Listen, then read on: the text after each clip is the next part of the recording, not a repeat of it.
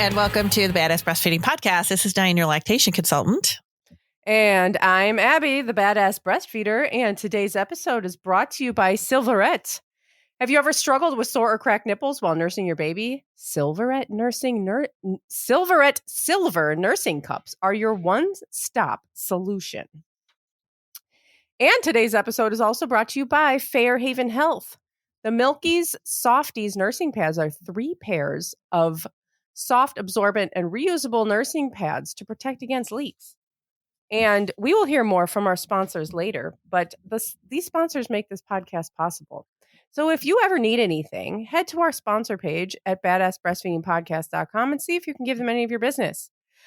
While you're there, scroll down and enter your email address, and we'll send these episodes straight to your inbox every week.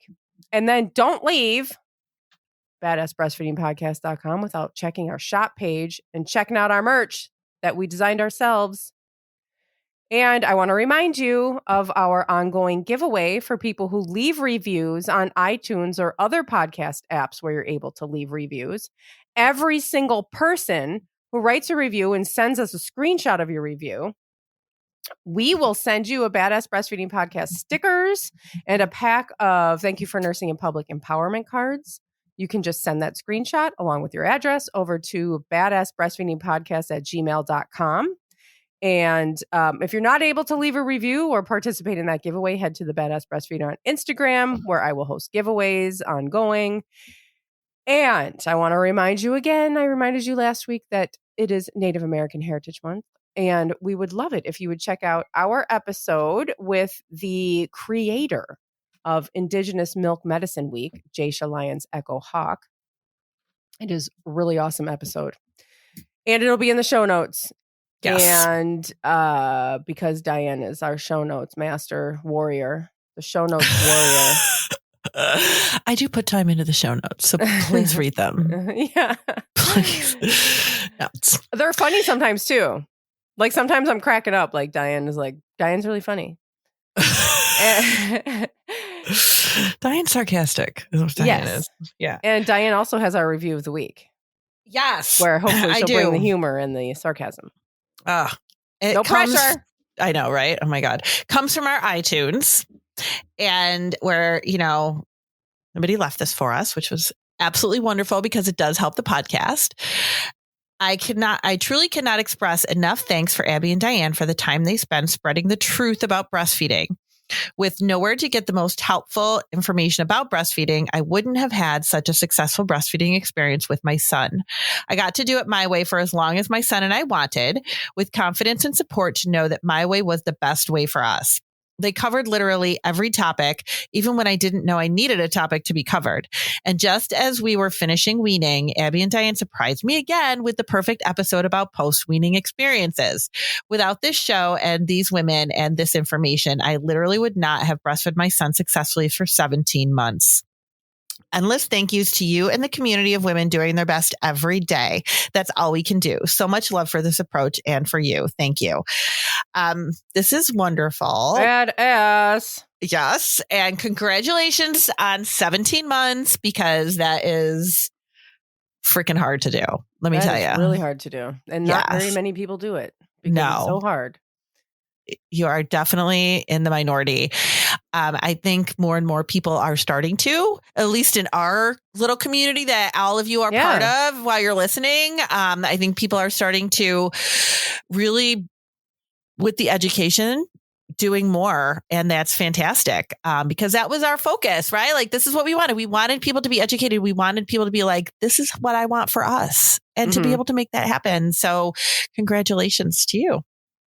That's amazing. And again, you can put them on iTunes or anywhere where you can put wherever. If you're listening on something other than iTunes and you can do a review there, absolutely do it. And send us a screenshot. Abby already went through all that, so I'm not going to do it again. But, you know what to do. You know how it is.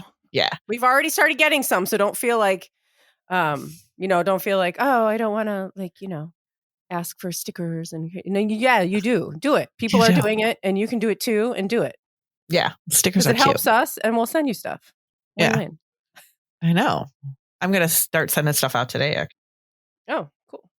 So we are talking today about delayed onset low milk. And where did this come from? Somebody asked, it came right? from oh, crap. Oh, I should have had it ready to go. See if you can find it, and I'll talk about You stuff talk for a about it. second. I'll say when this person sent me this, I had never heard of it. I was like, really? I was like, are they just making this up? So I had to Google it, and I'm like, oh, it's a thing. They made it up just so we could have some kind of something to talk about. Content. Thank you. Yeah. Yeah, let me look for it. The message. I have heard of it. But when I was doing a little research, and I mean, just because I've heard of stuff doesn't mean that I automatically know what to talk about. So sometimes I need a little bit of reading around stuff to see. And I also like to look at stuff that's going to piss me off. And then, that helps too. So it's good to know what bad information is out there too, so that we can correct it. It really is. But when I was doing this, and I actually almost sent you a message, Abby, because there is two things here. And when you sent that message to me, I automatically thought delayed onset low milk, somebody that's been nursing their baby for a couple of months and has experienced a drop in supply. That is what I think of as delayed onset low milk. And that is what a lot of times that's what it is defined as. What is also out there under delayed milk is when your milk is slow to come in. And from the start, like your baby's a couple days old and your milk isn't in yet. That is delayed onset milk too. So it's important to know what we're talking about. And we'll probably only talk about one at this episode. And then maybe another episode, we can talk about the other. Okay. I found the message. Oh, good. Okay. Okay. So this is what I was sent. Can you do an episode on delayed onset low milk supply? I find all the low milk supply stuff is about newborns, and I'm struggling to apply it to my 3-month-old. And so I said, that's a great idea. Can you send me what your experience is and other questions that you have so that we can, form an episode? And so she replied, I just feel like every time I look up info on low supply, the advice is always for newborns. So about how to keep them awake while feeding, newborn hunger cues, how much they should gain in a day, slows down after 3 months, etc.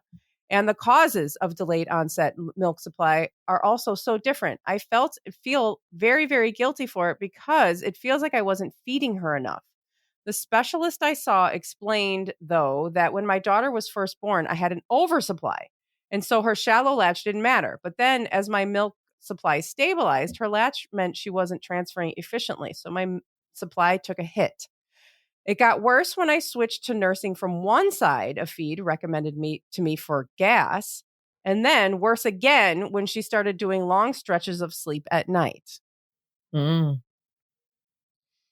Okay. So there's a lot going on here. Yeah. So delayed onset, I think she means after a few months. Yeah. So and that's what I thought. And then, and what are and how does that happen? And what do you do? And, what do you, So in her situation, it sounds like, and I've definitely seen this too. And I do talk to parents about this if I'm seeing it happen as a newborn. Some babies will, if mom has an oversupply, if we find that the parent has an oversupply, she got a lot of milk,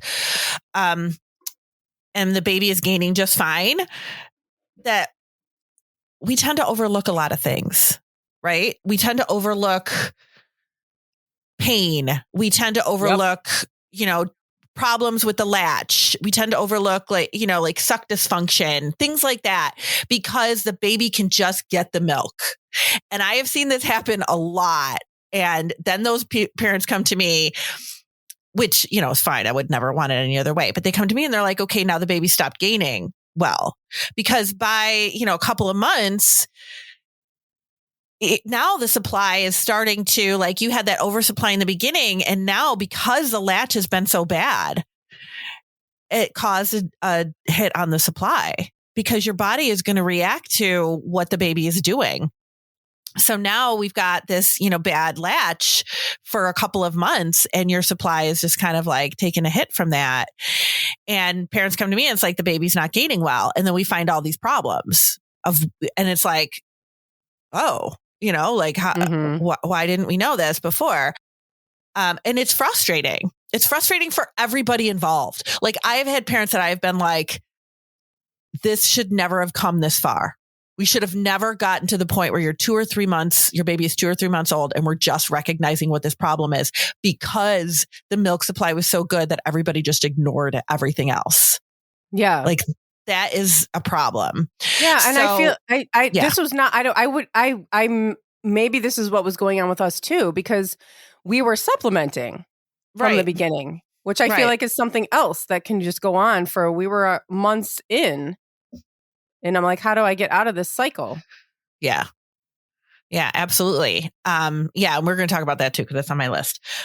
But they, and a lot of times, parents will go to the pediatrician and be like, breastfeeding is very painful. It's very painful. I'm having a lot of pain. Well, the baby's, or, is there a tongue tie? Oh yeah, there's a little bit of a tongue tie, but it shouldn't impact things. It's fine. The baby's gaining fine. So we're not going to worry about it. And then we find out that it absolutely was impacting things, or that painful latch means the baby's not latched well. And that is going to impact your milk supply over time. So for the pediatricians or anybody to tell you, but the baby's gaining well, so it's okay. I tell people all the time, a good milk supply will mask a lot of problems. And then my poor speech therapist that I send all these babies to that are having like suck dysfunction issues and stuff that we're finding at the age of 2 or 3 months. They're like, why are we not getting these babies earlier? Because it can be reversed. Like we can help them, but it's easier when they're newborn, like it's easier to address these things when they're newborn. So sometimes this kind of stuff will absolutely tank supply because there's problems. It's a problem. Like it's a problem if they're not nursing well. And when they're not nursing well, you don't really know it because they're gaining fine, or you just kind of ignore it because they're gaining fine. Yeah. So that will absolutely tank supply. Or you get ignored because they're gaining fine. Yeah, exactly. You get ignored because they're gaining. You're exactly right. Supplementing will absolutely impact supply. And this can kind of go hand in hand, like, because sometimes we'll see this drop in supply too, like right around this, 2-3 months mark, because parents are going back to work too. So when you go back to work and you're relying very heavily on pumping does not trigger supply the way the baby does. So sometimes people really have to work a lot harder to keep their supply where they need it to be because of that change. And that is really frustrating. Or you're, starting to supplement, which is going to take away from breastfeeding. Overfeeding at daycare or babysitters while you're at work, that will absolutely impact your supply. And I know we have an episode. I think we have an episode on that, but that will absolutely impact your supply too, because now the baby's not going to. What specifically were you on when babies are overfed, and then that impacts your supply? I think we talk about that in the overfeeding episode. I'm sure. Yeah. Because it really, if babies are being overfed by bottle, like in a daycare setting or a babysitting setting, or they're being supplemented by bottle, they're not going to nurse well when they get back with you. So that will over time impact your supply because they're not, and just because you're pumping at work doesn't mean that that's enough. We need the babies to nurse when they're home with you so that we're still triggering supply. You sleep train too early. If you're somebody who is, looking to sleep train their baby, or your baby is sleeping, very, very long stretches and not feeding overnight early, like in the first month or two, or you're not getting up to feed them yourself, that will impact your supply. So one of the things that I think is pretty interesting that I read when I was doing this, that a lot of people are going to go, oh, so often what can happen, and I know we have an episode on like when it's really not low milk supply, and that's stuff like your body is starting to regulate supply, and you don't feel as full. And a lot of times people go, oh my gosh, my supply is gone. But that's not really what's happening. Your supply is just kind of regulating. If your baby is still content, they're gaining fine, you're watching their diapers and they're not having decreased output, then your baby's fine. It's okay. Or you're not pumping as much. Sometimes people panic, right? They'll be like, I pumped 8 ounces yesterday and now I'm only pumping 5. It's still more than you need. So it's fine. Like, it's totally okay. Right. And it's normal and natural for your supply to regulate when you get to 3-4 months. So this is from, and I can link it in the show notes because it is a good site, Breastfeeding U.S.A. And they say that lactation consultant Karen Grace Clark points out that when the baby is about 3 months old, milk production stops being controlled by the mother's postpartum hormones and starts being controlled by the information that the body has gathered during the previous weeks of breastfeeding. If the baby nursed infrequently in those early weeks, the milk production may decrease at this point because there were not enough milk-making factories created to match the baby's needs. When your baby is feeding a lot in the beginning, feeding on demand, feeding overnight, feeding like they do in the beginning, where we're going, oh my God, this baby is on me all the time.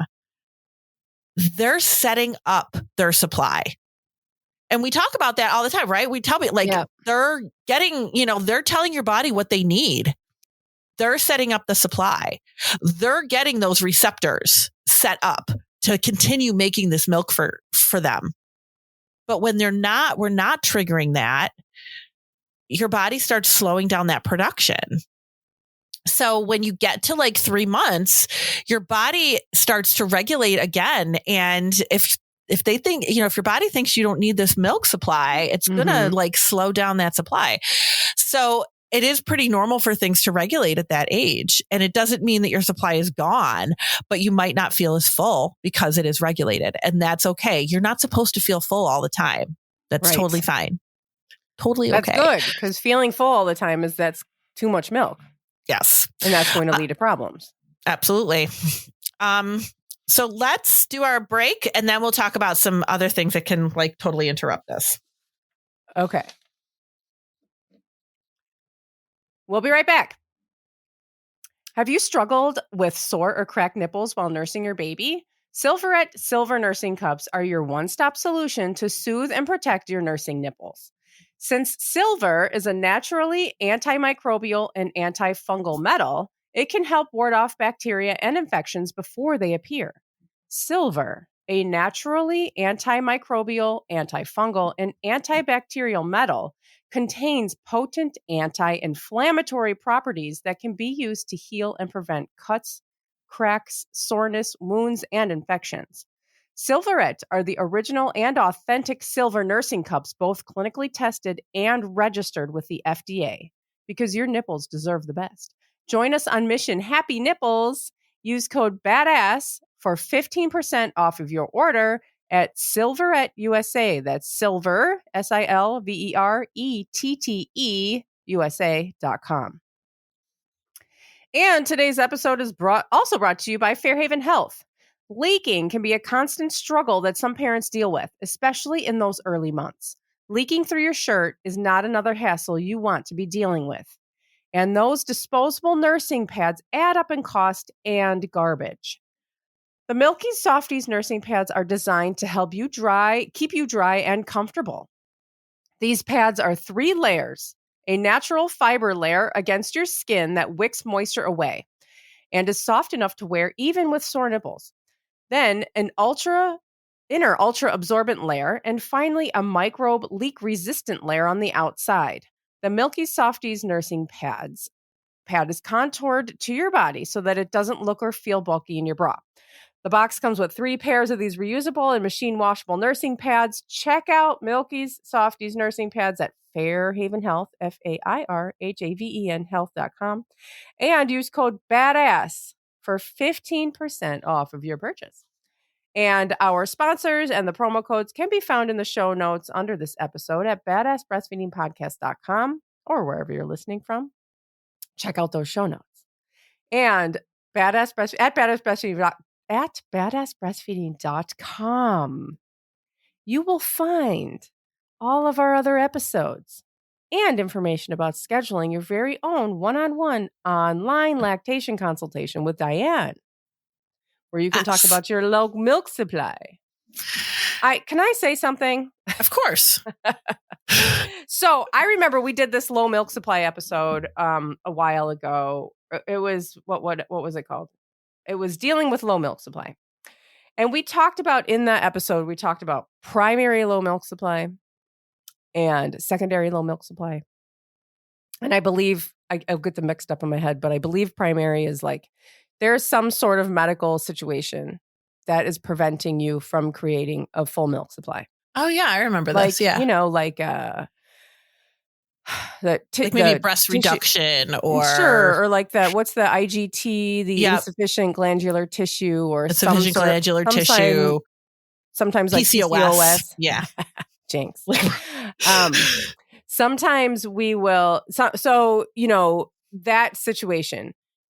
And then secondary milk supply is like there's something going on, like a bad latch or ties or the things that we're talking about here that are creating like you're having a difficult time. Your body is capable of having a full milk supply, but there's something that is wrong that, your body's not getting the message to make all of that milk. Right. And so what we're talking about here in this episode would not be primary milk supply. Right. No. Because people experiencing this delayed onset kind of maybe they had a full milk supply. Yeah. And, it's slowed down now or, have struggled this whole time. Maybe no, because it's delayed. So it's kind of past that. So we're not talking about a situation where people aren't able to create a full milk supply. Right. They had a supply and it declined. Yeah. Yeah. So this is specifically people that like were, going around feeding, having, thinking that everything was fine. And then their milk supply, they feel like their milk supply is just not where it needs to be anymore. This is definitely this is frustrating because as IBCLCs, we're kind of like, if people come to us and be like, okay, my supply's tank, like we got to find like what is going on because something happened, right? Like something, because your supply doesn't just go away. And it's contrary to popular belief. People think like, oh, I woke up, my milk supply was gone. It's like, it really isn't how it happens, but something's going on here. The other things that I do see that can happen are medical issues, but maybe they're things that came up after. So things like thyroid, like sometimes thyroid issues happen after pregnancy. And then it's like, okay, could it be a thyroid issue? That's kind of gone awry over the last couple of months and it hasn't been checked and now it's causing problems. Is that what's going on? It could be a birth control. And sometimes what I see with birth controls is, because people sometimes will get birth control right around that, 2-3 month mark. Maybe they went in for their 6-week check and got birth control. Maybe they, went in for an 8-week check and got birth, whatever.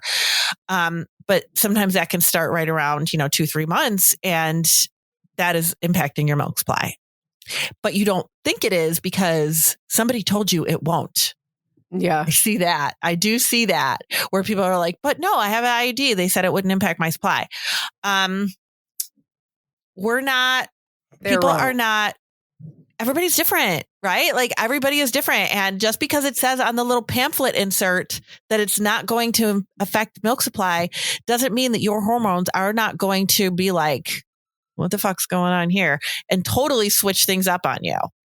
Like it really just depends. I have absolutely seen IUDs impact milk supply. Absolutely. So sometimes it could be something like that, but that's not what you think because you were told, no, that's not going to happen. So that is something to think about as well, which, if you see a lactation consultant, they're going to definitely ask you like, okay, did you start any of these things? Have you taken a medication recently? Started a medication that you did not realize could impact milk supply?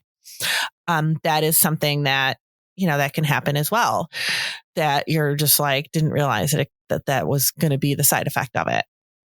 It is frustrating. In the message that she sent you, she also mentioned feeding on one side because of gas. Mm-hmm. I'm not really sure I get that, but I mean, I get it, but I don't know that I would.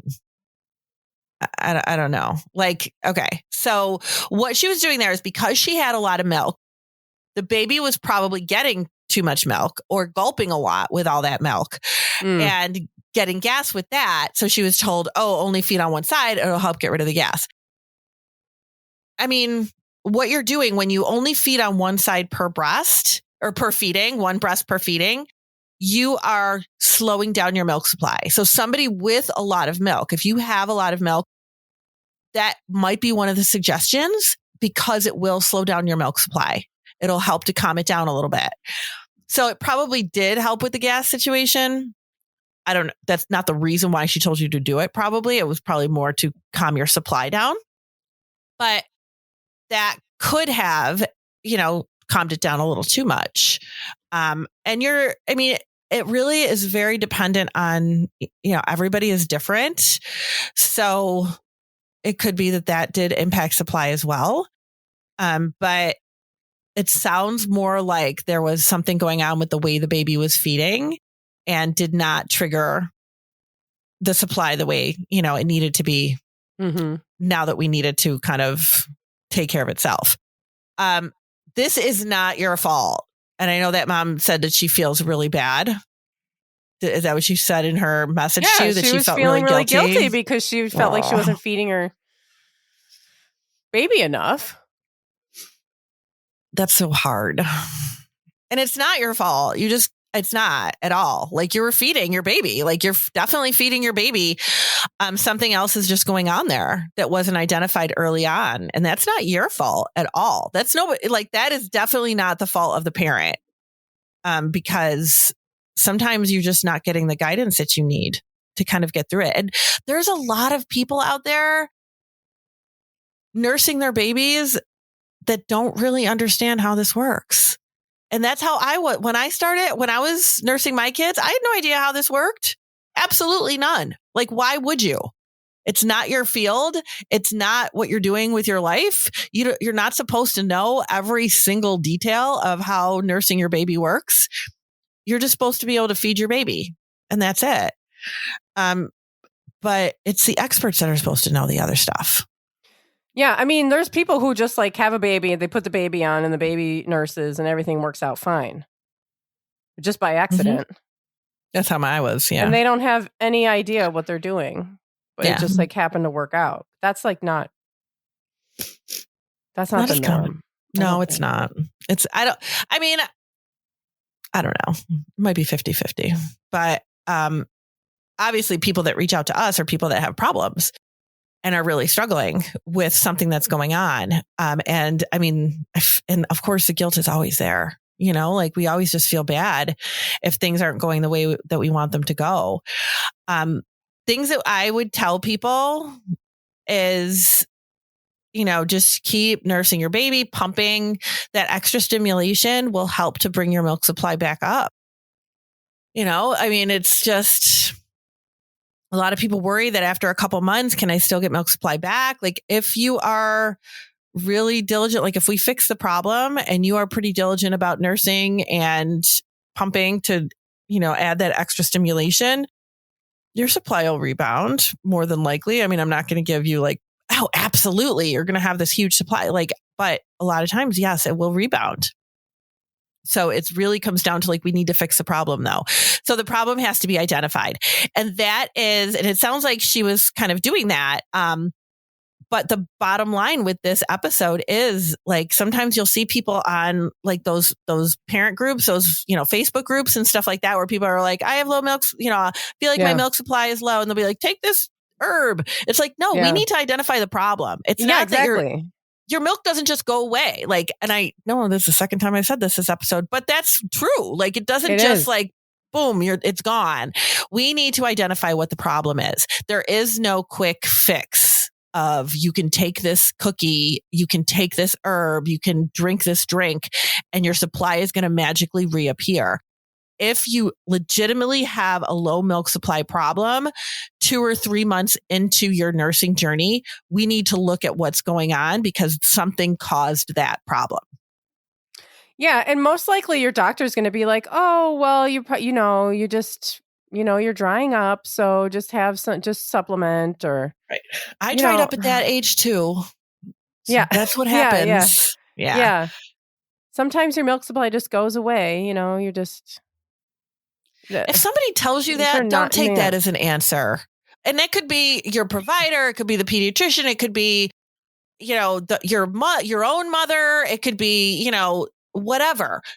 If you are not comfortable with that answer, then don't just be like, thank you, and move on. Wrong. Yeah, it's not an answer, but it should not be, your milk supply should not be just going away after a couple of months. There should be a reason why that's happening. And, we need to figure it out because, come on, this is crazy. Yeah. Your body knows what it's doing. It doesn't just stop making milk for a 3-month-old baby because it just decided it was tired. That's not how bodies work. Your body didn't just stop growing your baby at, 3 months in because it was just like, I don't feel like doing this. That doesn't happen. I'm tired. I'm tired. Yeah. I'm not going to do it. That doesn't happen. There's a problem. It doesn't. Yeah. So the things to come away from this episode are find out for sure, is this a milk supply problem? Because it might not be. In some situation, it sounds like in this situation of this person that messaged you, it was, but sometimes it is just us feeling like I don't feel as full. I feel like my baby's not nursing as long. I feel like, my supply isn't as good. I'm not pumping as much as I was before, but those are normal regulations and your supply is actually fine. So seeing a lactation consultant under those circumstances is really helpful too, because then they can make sure the baby is transferring milk well, make sure the baby is feeding well. That is really important. If it's absolutely a milk supply issue, if we determine that it's a milk supply issue, then we need to fix that problem and find out what is going on.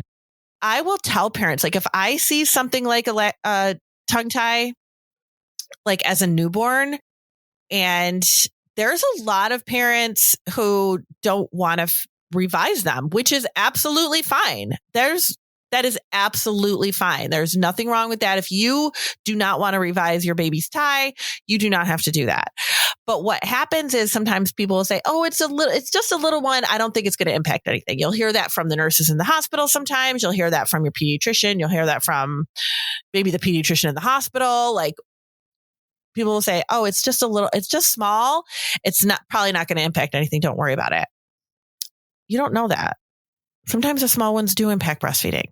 So what I usually tell parents is it has to do with the mobility of the baby's tongue, and it is being restricted because of that tie. So if the baby doesn't have full mobility of their tongue because of that restriction, that will cause problems over time. Maybe right now they're feeding fine as a 1-week-old, but maybe a month in, 6 weeks in, they might be getting more tired and they're not transferring milk as well.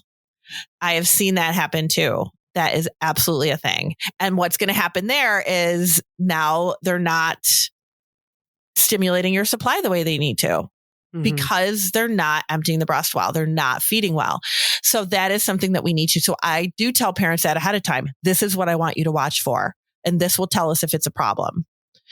And that way they've got the information and they don't have to do anything if they don't want to, but they can watch for what might be triggers to know, okay, now it's starting to be a problem. The baby's not feeding as well. And with that, you might see babies feeding all the time, not being satisfied, not nursing well, falling asleep a lot with the feeds because they're working so hard. That's after the newborn phase, because all that stuff is pretty normal for a newborn phase. But by the time your baby gets to be a month or 2 months, they're not taking 45 minutes to eat anymore. They're not falling asleep at every single feed anymore. But if that picks up again and that's what's happening, then there's probably an issue. Mm-hmm. So that's lots of info to throw at you. So I think we should do an episode at some point on delayed milk supply as a brand newborn. Like why is it that some people are having their milk isn't coming in right away? All right. I'll put it on the list. Put it on the list. And then you have people that say, I never got milk, which again, that's not a thing either. Milk never came in. Milk never came in. That's not a thing. But there is such a thing as delayed milk. And we from the very start, and we can talk about that. It'd be a good one. That would be a good one. Yeah. So stay tuned for that. And thank you for listening. Thank you. Bye.